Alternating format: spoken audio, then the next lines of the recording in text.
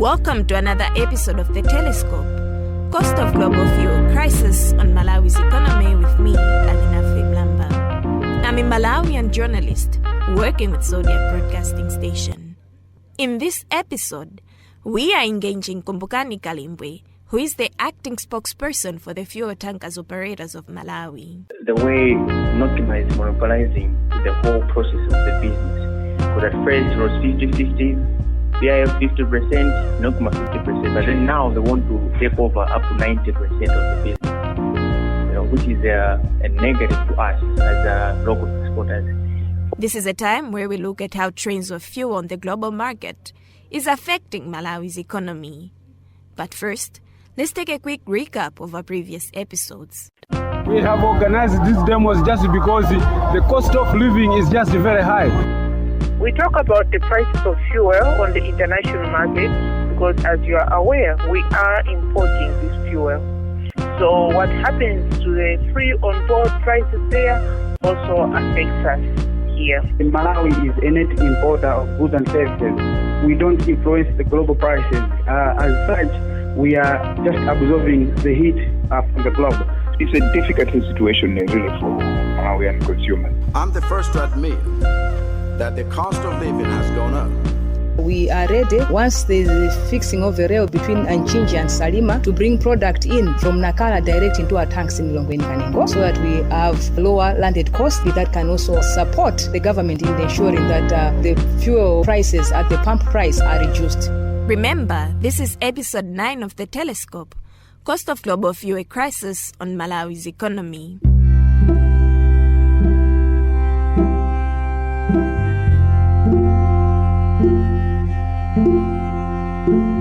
The decision by the National Oil Company of Malawi to own 90% of fuel importation will see 1,000 truck drivers losing their jobs.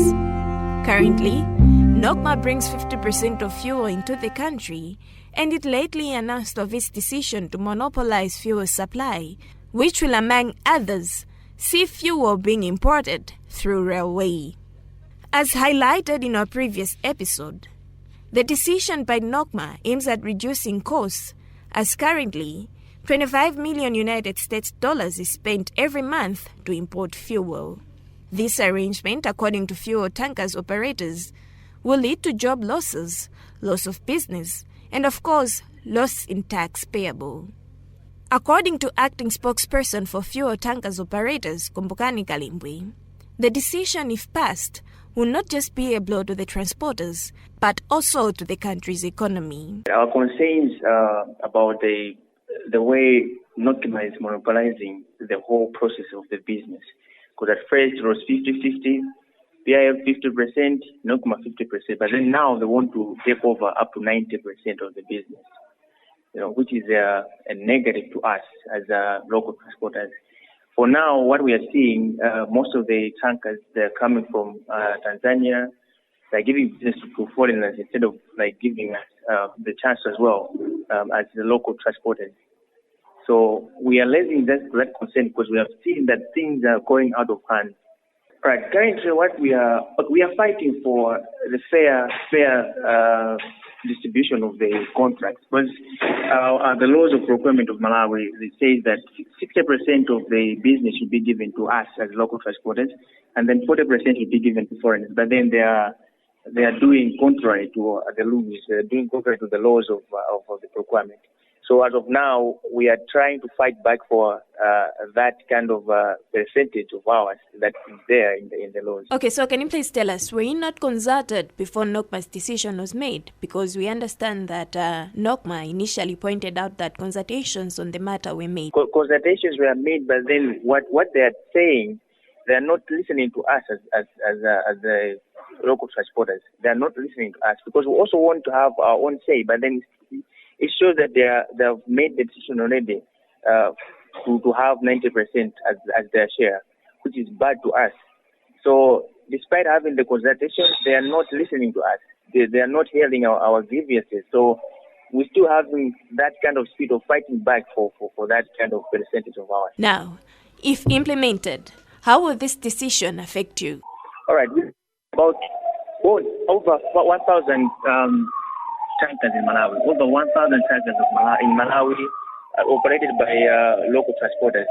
So if they still go on with their decision, that means over 1,000 drivers will be down, in terms of the job opportunities and all that. We have also the mechanics also. It means the jobs will be lost, because we have the employers. We have like the people who are working for us, the drivers, the mechanics who are relying on us. So if these people are not giving us the business, will be down. Everything will be down. And then the policies of the Total Alliance, which was saying they'll employ more people, it will be flopping little by little. It will affect the economy in a way that the living standards of people will not be good, because we have like a lot of people who are working in these companies, our companies as local transporters and all that. Let's say a driver stays for about maybe 3 months without going for work, maybe going to Tanzania to get the fuel. That kind of in those months, it means that you will be on the dry, because those guys will get allowances when they go that side. So that means his family will be down. If they have a child at a secondary school, you will have the challenges of paying school fees and all that, which is bad to the people of Malawi, which is bad to the citizens of Malawi. So economically to be down, to be flopping, because of that kind of share that they're taking. And that's all I had for you in this episode of The Telescope, Cost of Global Fuel Crisis on Malawi's Economy.